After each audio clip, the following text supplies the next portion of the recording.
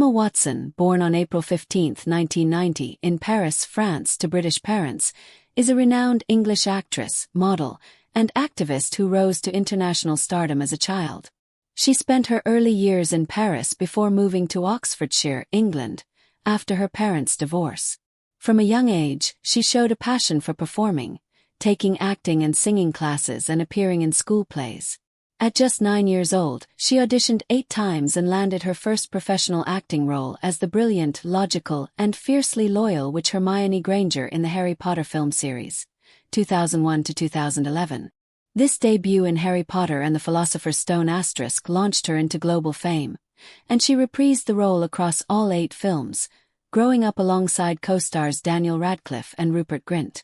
Hermione became one of cinema's most iconic characters, a smart, brave, rule-following yet courageous young woman who inspired millions, and Watson's portrayal earned her widespread acclaim, multiple awards nominations, including Young Artist Awards, and a lasting association with the franchise.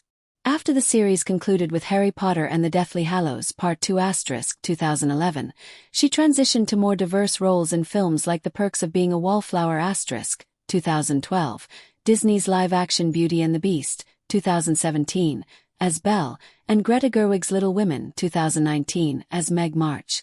Beyond acting, Watson graduated from Brown University in 2014 with a bachelor's degree in English literature, became a UN Women Goodwill Ambassador in 2014, and launched the He for She campaign for gender equality. She has since focused on activism, sustainability, and selective projects while prioritizing personal well-being and privacy. In her first-ever podcast appearance on Purpose with Jay Shetty, released in September 2025, Emma Watson opened up with rare vulnerability about the emotional toll of fame, her decision to step back from Hollywood, and the journey toward redefining success on her own terms. At the core of the nearly 3-hour conversation was a powerful, hard-earned mantra she now lives by. "If it costs me any part of my peace, it's just too expensive." She described reaching a turning point in her mid to late 20s, when the career and life that outwardly appeared as the dream, global recognition, prestigious roles, red carpets, and endless opportunities, began to feel deeply unsustainable. The constant public scrutiny, the blurring of her identity with Hermione Granger, and the pressure to always be perfect had eroded her inner calm. Admitting to herself that she wasn't truly happy or healthy despite all the external markers of success was, she said, one of the scariest things she had ever done. This realization brought a sense of urgency and desperation to communicate her truth. Fame and achievement do not automatically equal fulfillment, and it's okay, necessary even, to walk away from what looks impressive if it compromises your mental and emotional well-being. Watson spoke candidly about the loneliness that fame can create, describing how making genuine friendships in Hollywood often felt bone-breakingly painful, because many people approach those environments seeking connections to celebrity rather than real human bonds. She reflected on how the Harry Potter set had been a unique bubble of authentic camaraderie with her co-stars, but outside of that, relationships, romantic or platonic, carried chaos and judgment amplified by public eyes.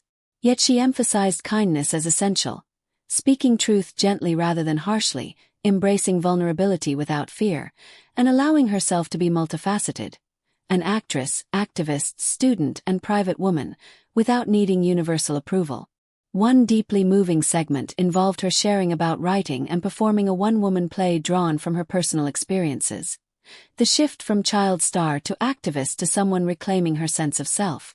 She wrote it first just for herself, too afraid initially to even read it aloud privately. Eventually sharing it with a small, trusted group became a healing act. She encouraged listeners to make art about your experiences.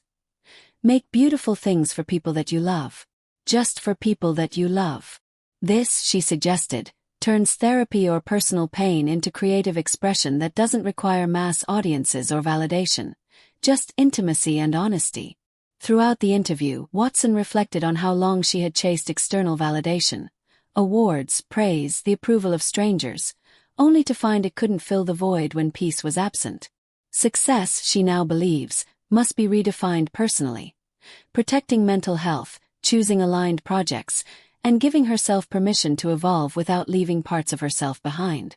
She acknowledged the privilege that enabled her choices, financial security, education, family support, but stressed that the emotional labor of detaching self-worth from public perception is something everyone faces at some point.